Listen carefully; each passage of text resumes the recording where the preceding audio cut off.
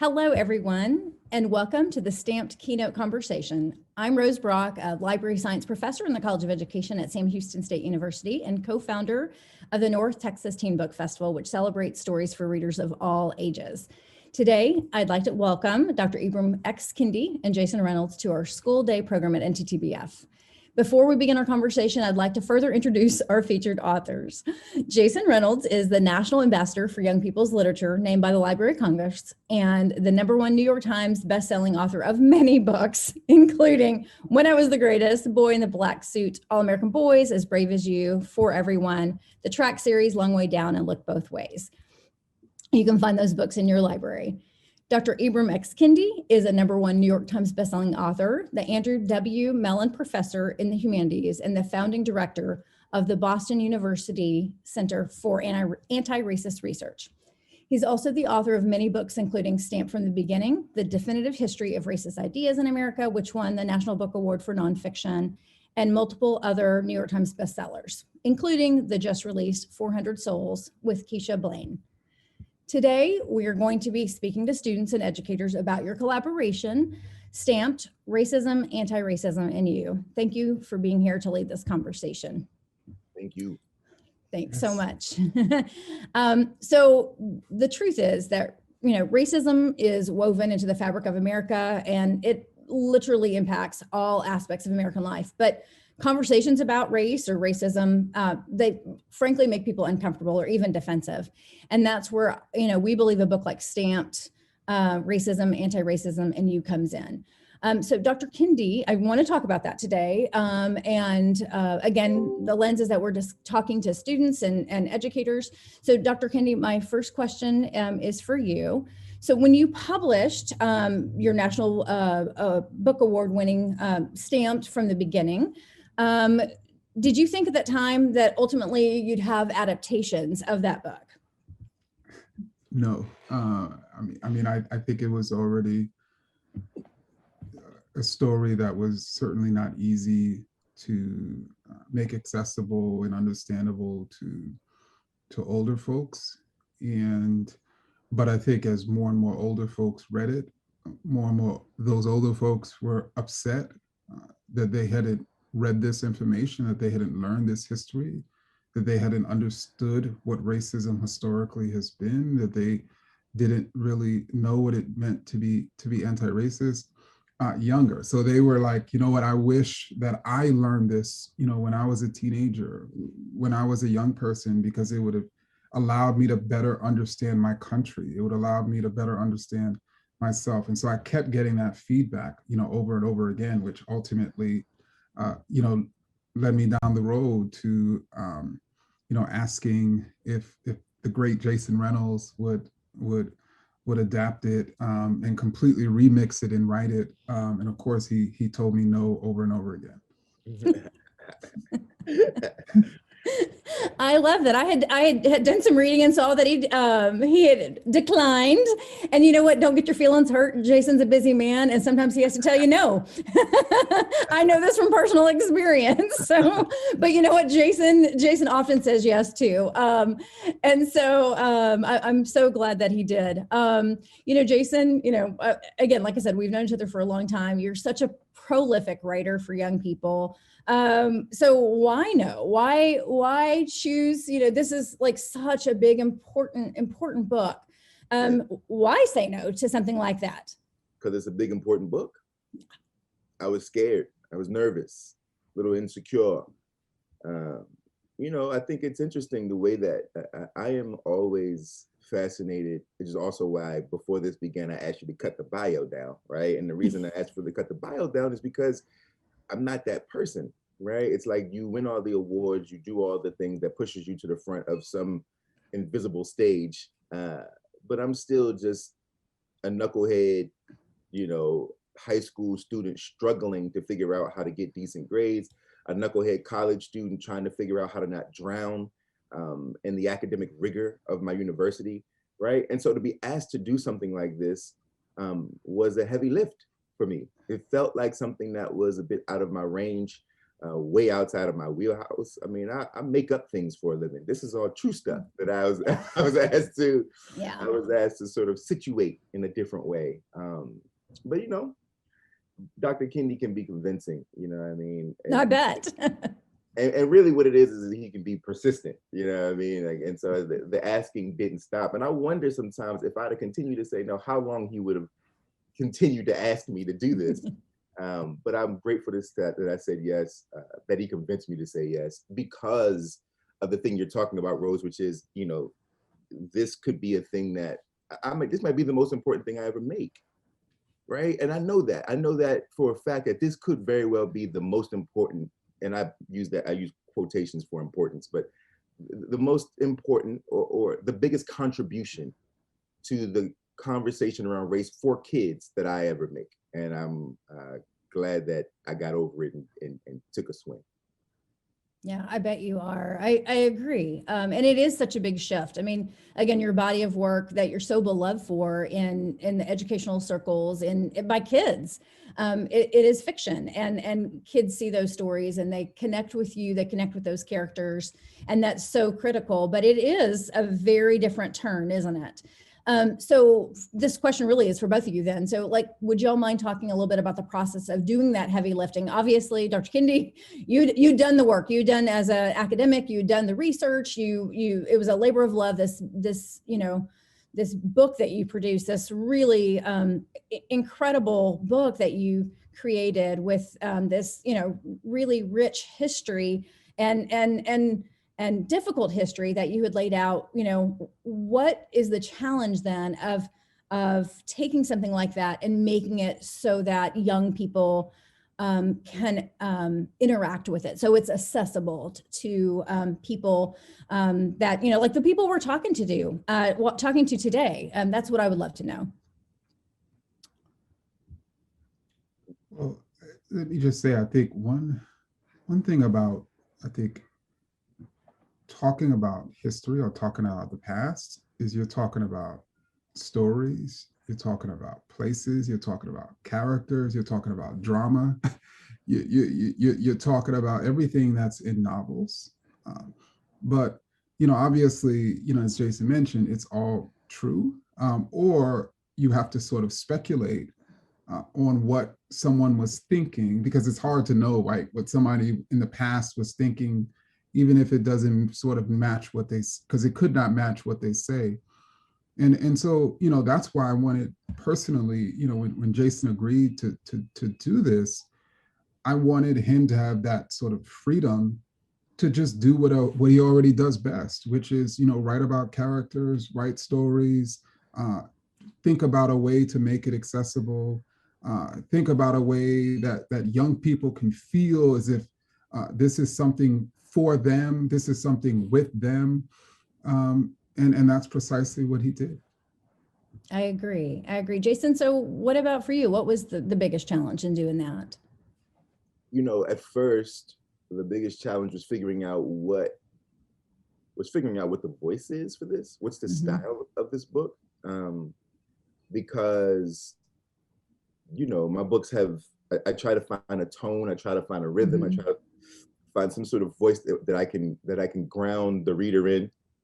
And it's hard to do that when we're talking about, not because of talking about race, but because this is a book that is being sort of translated, being sent through, some sort of filter based on another book, right?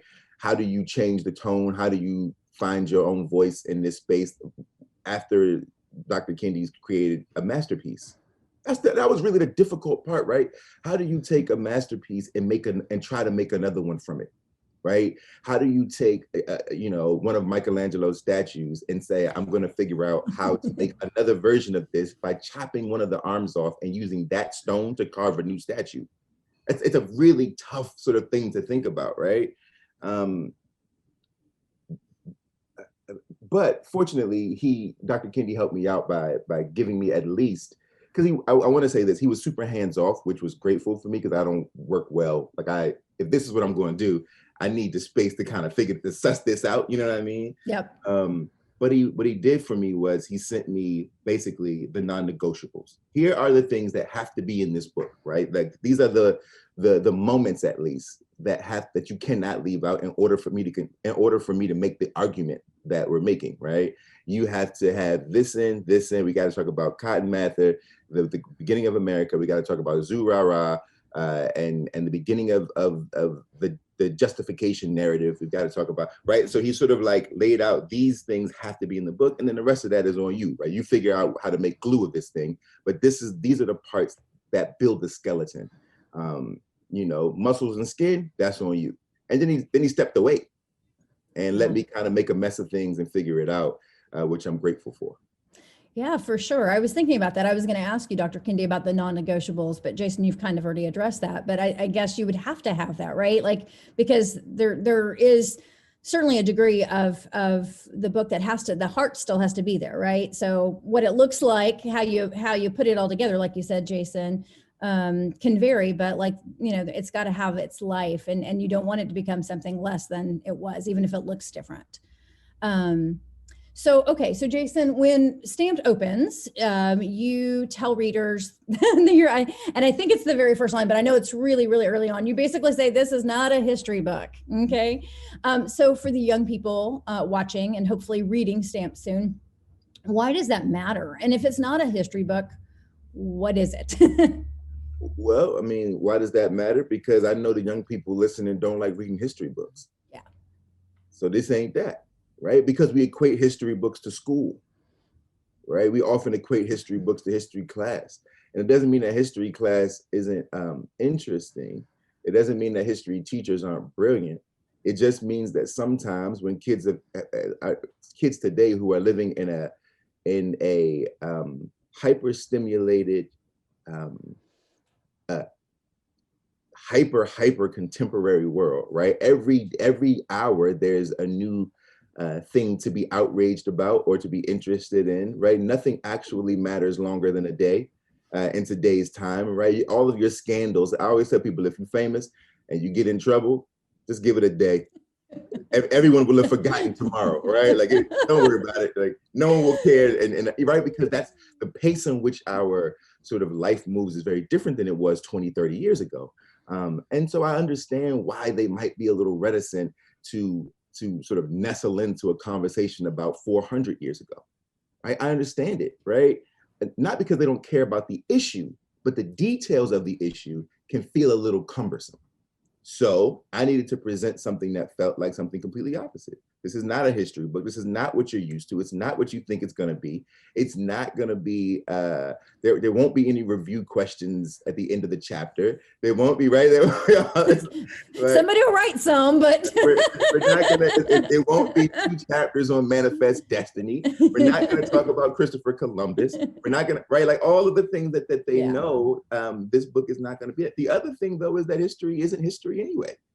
Right? Like, and Dr. Kendi articulates this better than I do, this idea that like history is, there's a through line that runs through our lives, right? And that whatever happened 400 years ago, there is an essence of that.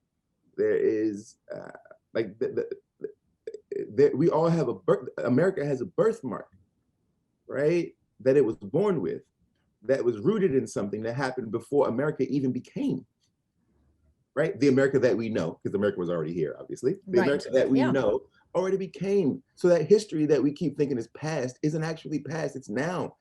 And it could be different tomorrow, or it could be the same tomorrow, depending upon how we have this conversation. Yeah, that's such a good point. So what do you hope readers get out of reading this book? So we want young people to find this book, and we want them to read it. We want them to think about it. We want them to talk about it. What's the outcome then? What do you hope comes from this? Well, when I was a teenager growing up in the 90s, and I was taught about Black history, oftentimes it was taught to me to shame me. In other words, it was this narrative of, people fought King dreamed and I'm not fulfilling King's dream. Or I suspect, I know for many, white teenagers, it was being taught to them that, people fought, King dreamed, his dream was achieved, everything's good, Right. and those Black people are upset, even though racism is over. So for both of us, so like a white teen, they're like, why do I have to learn about the history of racism? It's over. That's yesterday's news. And for the Black child, the brown child, it's like oftentimes it was taught to us as, in a way, to sort of shame us into, quote, better behavior, because so many opportunities have been, quote, provided for us that we're not taken advantage of, and we are sort of stomping on the dreams of our sort of ancestors. And so I didn't want to hear that, right? I didn't, and so in many ways we write a completely different history, right? We write about the way in which racism in the 60s lives today, the way in which racism in the 1920s still lives today.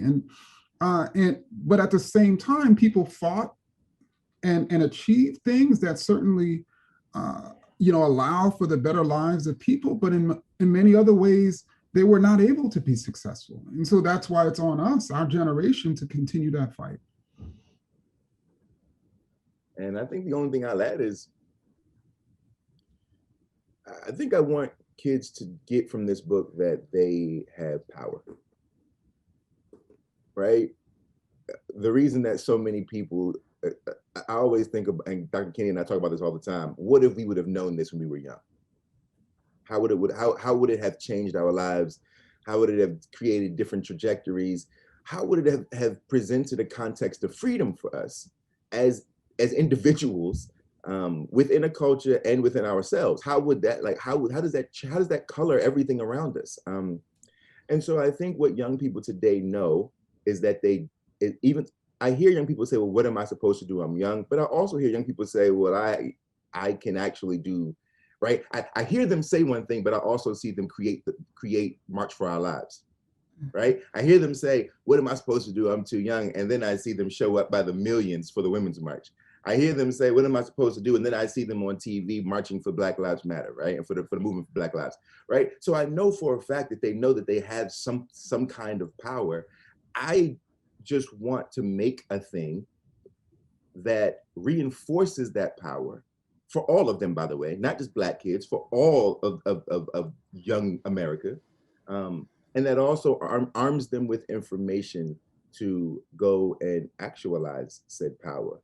It's easier to have these conversations when you actually have a little more information. It's easier to have less emotional conversations when your sort of argument is rooted in historical precedents and fact, right? This is just basic stuff that we're unable, that before, so for so long we've been unable to do, because we haven't been able to articulate our feelings, because we don't know the context in which those feelings exist besides our experiential truths. But what if we had this book to say, no, my experience bounced up against this history, gives me more lexicon to articulate what I'm feeling and what I'm going through. That is power, Yeah, for sure. It's so true. Sitting here as a white woman thinking about, and just everything that I continue to learn from Stamped and from the other reading that I've been doing. There's, so often people shut down conversations because of shame or because of frustration or control. And you're right. I certainly, again, feel far more knowledgeable to have conversations where I can remove that emotional component. And that's powerful for sure.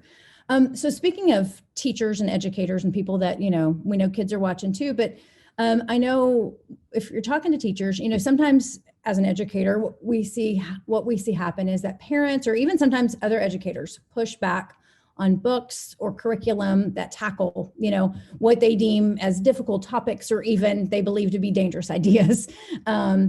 Do you have any, it happens a lot. This is not new news to you.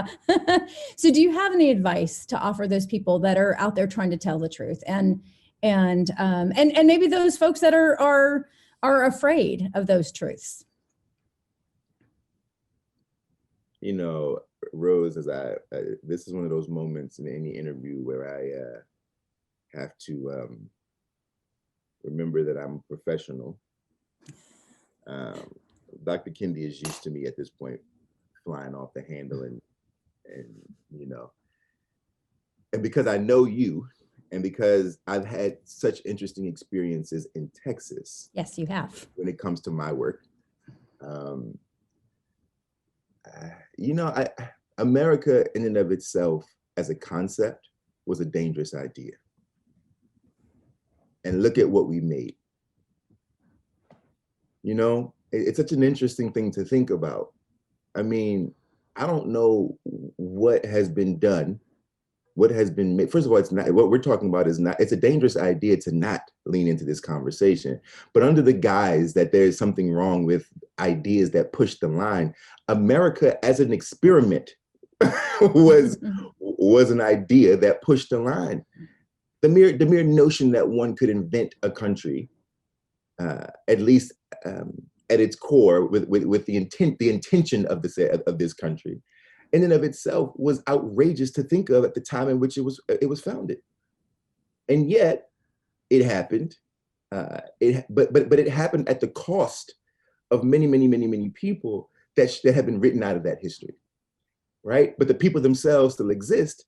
And the erasure of that history continues to scar and bruise our lives every day, right? So for me, it's more about thinking about not pushing a dangerous idea, but figuring out how to articulate a whole one, right? A more whole idea, right? A more whole concept and vision of what exactly happened and what continues to happen to build a country that we all claim to love, but you can't love something if you can't be honest with it. So I always question people when they struggle with this kind of thing, because I'm always like, do you love a thing if you're willing to pacify? Like, it's like staying in an unhealthy relationship because you're codependent on it and you're afraid to know the truth, though you already know it. You just don't want to admit it to yourself. People who lie to their therapists, right? It's one of those type of situations. And I think all we're trying to say is, hey man, let's get this out there so we can have real conversations about this country that we love. And its complicated history and the people who suffered. By the way, Black people aren't the only people who suffer from racism. White people are suffering from racism, not racism being inflicted upon them, but racism as a concept becoming, you know, thwarting their lives in ways that they don't always even know. And if you love our kids, let's love them by telling them the truth. They can handle it. They're waiting for someone to tell them the truth. They're waiting for it. Because they know something, they know there's blood in the water. If you think these babies don't know, they know something is wrong. All these millions of people in the street for no reason, everybody mad and everybody's wrong if they mad, all these people, like, something is wrong. I'll stop there because I can feel myself heating up, you know. Dr. Kendi, anything you want to add to that? Well, I think for me, it comes down to really the core of the job responsibility of a teacher, of a parent, you know, and of a caretaker as it relates to information. And so for me, I'm of the belief that the job of teachers, of caretakers, of parents, as it relates to information, is to tell the truth.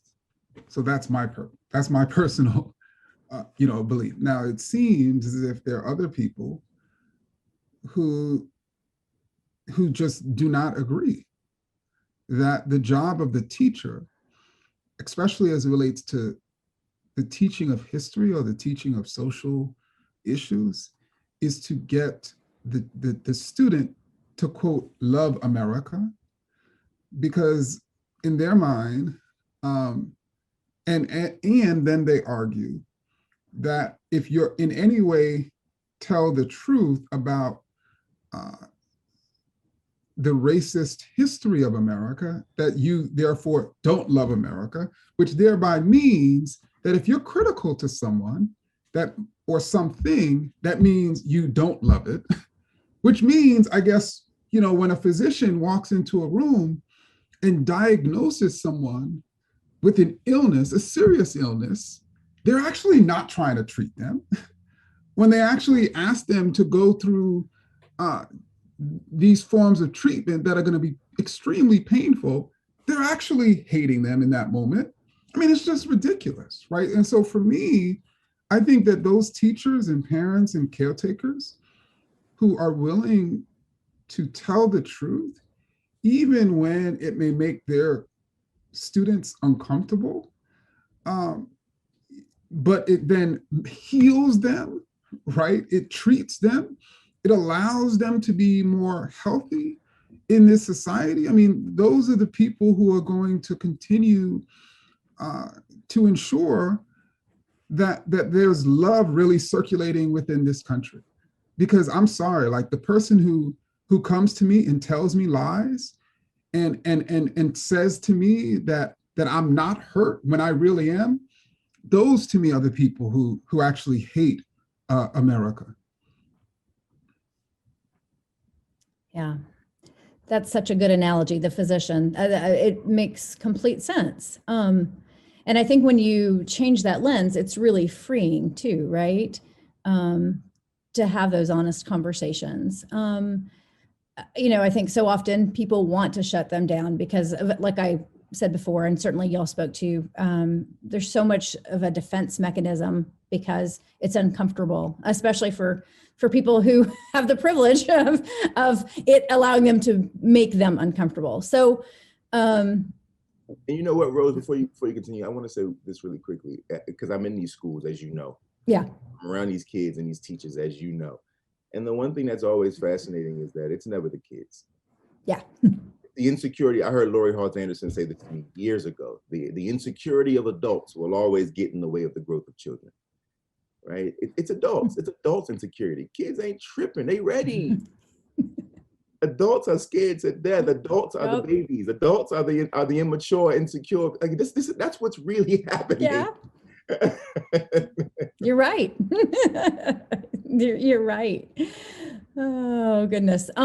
So besides reading Stamped, which we want everyone to do y'all have any advice for students, educators who want to commit themselves to anti-racist learning and work?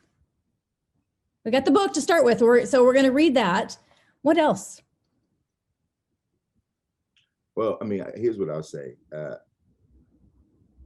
first thing is just know that there's no finish line. Yeah. I think that my fear sometimes about this book is that everybody thinks it's a cure-all. It's like, if I read this, I've taken the antidote to racism and I am now anti-racist man, right? And it's like people are ready to don their capes and get out there and change the world. Or they feel like this is the work, right? That I've done the work now. And it's like, no, this is the beginning. You've taken a spoonful of this pie, right? This is the beginning of something. And what I would hope young folks do with this is they read it and they use it as reference whenever they begin to slip, whenever they feel them, because that's the other thing. This is a constant effort, constantly sort of reworking your ideas, catching yourselves, right? Like, I can't wait for there to be a time when, and it already happens, because I want to give some of these youngins their credit too, because I've been in these rooms where somebody will say something that is racist, and a kid will say like, yo, don't say that. I can't wait for those moments to become just a norm, and for the person who said it to just be like, yo, my bad, right? Without all of the theatrics and the circus show and the drama, right? Just be like, oh, did I say something wrong? Yeah, this and this. This is what this is. This is why this is not whatever. Like, just, oh, cool. I appreciate that. I apologize. Let's keep it moving. Right? Like this, I want there to be that kind of network amongst the young people, that kind of nexus where it's like we get to hold each other accountable as we all are constantly learning about what it is to be anti-racist, and as we strive toward anti-racism every single day. That's what I would love to have happen. Not sort of like, because we have information, right? This is not a personal attack on you. We have information to attach this to. In the same way, if you were an engineer and you were going to put together a formula and the formula was wrong, but you thought it was right, and your partner says, hey man, that formula you just put together is going to make this bridge crash. We need to change the formula. You wouldn't be like, you don't know what you're talking about. You would think, I need to make sure I save lives. So thank you for correcting the formula. Let's go on about our business and make sure these lives are being saved and this bridge stays up. That makes sense to me, right? Like that's the way I hope that this works as they continue to matriculate forward. I don't think there's a big, magnanimous, grandiose thing that has to happen. I'm not a person who believes there needs to be, right? We've seen those things. We know they exist. You want to go out there and join the movement? Join the movement. There are a lot of them out there for you. Please do so. Make yourself known, make yourself seen, have your voices be heard. At the same time, talk to your family, talk to the people in your neighborhood, say what's up, speak to your neighbors. Like really work to undo some of the walls that we've set up based on biases that many of us don't even know we have. Yeah. Kendi? No better, do better. Yes, Dr. Kendi. You muted, man. No, I think Jason said it best. Every now and then he does that. It makes me feel good. Every now and then it's like. you get to be the expert. You are the expert. You have no idea how intimidating it is sometimes talking about his research to him, with him. Right? Oh, like, I bet. I hope I'm getting this right, you know? If not, he's going to tell me later. So it seems to me that, you know, a big takeaway for educators, for kids, for students watching, young people is, you know better, do better, listen, don't be defensive, think, keep learning, right? Those are all like, don't think that one book is going to teach you everything. I know, again, not to make this about me, but I definitely think that's been a good lesson for me the last couple of years. Like, okay, you read a book, you process that book, now go to the next one, because it's a different person's perspective. It's a different person's experience. And you know, be open. And I encourage young people, if you did like Stamped, if you read Stamped and you love Stamped, I encourage you all to tackle Stamped from the beginning. I encourage you, right? We put so much pressure on kids when it comes to reading. Read it slowly. Give yourself a year, right? And just go through it piece by piece. I encourage that. I think it's important. This is just the beginning. But the book, the original version of this book is, there's a lot of information that's not in this one that is very important stuff. And so I encourage everyone, teachers too, I encourage you all. You like this? Did it spark something? Then take your time, get you a highlighter, and go through Stamped. Go get you some Post-it notes. Go through Stamped from the beginning. I think it is important, you know. I agree. I agree. Dr. Kendi, any final words? I mean, I'm just excited for our young people. And in many ways, I'm jealous because just the group of writers, you know, like Jason, like Angie and Nick and Elizabeth. And I mean, there's so many incredible writers, like, of course, Jason mentioned Laurie, who are writing on race and social issues and in a way that young people can understand. You know, one thing that Jason and I shared is when we were in high school, we didn't read much. I didn't read much at all. And it was, you know, as Jason sort of talks about, it wasn't necessarily because there was something wrong with us as much as there was something wrong with what the books that people were putting in front of us. They were boring. And so once we started picking up books, you know, that excited us, that interest us, that we could relate to, we started reading. And so I'm just excited, and I just want young people and their caretakers, you know, to take advantage of this moment, because I don't know how long this moment is going to last. I don't take these writers for granted, and I'm just excited for this generation. I agree. Thank y'all both so much. It's been such an honor to get to share this space with you. Thank you for your time. And again, on behalf of NTTBF and the College of Education at Sam Houston State University, thank you. Thanks, Rose. Good to see you. You Welcome. too. Thank you. Peace. All right, brother. Take care. Take care, Rose.